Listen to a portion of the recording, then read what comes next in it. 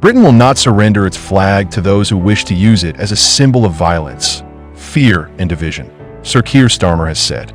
The Prime Minister said the flag represents our diverse country, and he will not allow people to feel intimidated on our streets because of their background or the color of their skin. His comments come after more than 150,000 people took to the streets of central London for a Unite the Kingdom march organized by far-right activist Tommy Robinson, and about 5,000 took part in a counter-protest coordinated by Stand Up to Racism. Earlier, Business Secretary Peter Kyle said marchers were demonstrating freedom of association and freedom of speech. The Prime Minister said on Sunday afternoon, "People have a right to peaceful protest. It is core to our country's values. But we will not stand for assaults on police officers doing their job, or for people feeling intimidated on our streets because of their background or the color of their skin.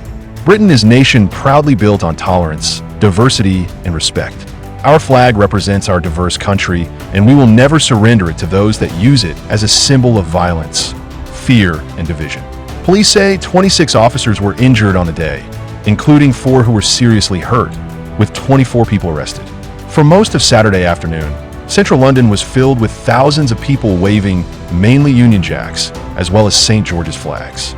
Some Scottish saltires and Welsh flags were also seen.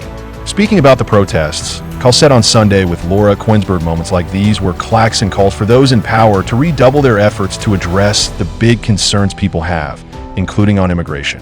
"What worries me most is the divisions in our society and other societies and other democratic societies. It's not even the left and the right at the moment," he told the program.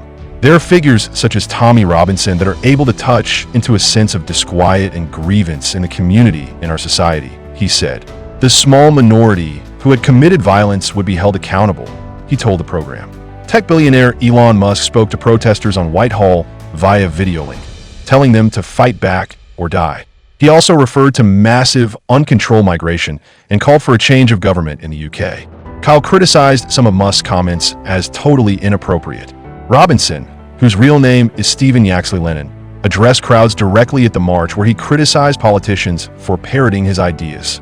A huge policing operation was put in place for the protests this weekend, with about 1,000 Met officers deployed and an extra 500 from other forces including Leicestershire, Nottinghamshire, and Devon and Cornwall drafted in.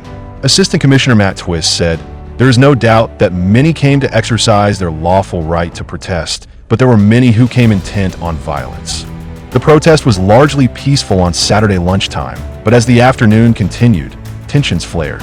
The Met said some officers had been attacked while trying to keep the two groups apart, and dozens of officers were injured, including 4 who were seriously hurt. The number of protesters joining the march, organized by Robinson, became too large to fit into Whitehall, police said, and confrontation took place when officers tried to stop them encircling counter-protesters. Mounted police officers used batons to push back the crowds and officers were kicked and punched, the Met said.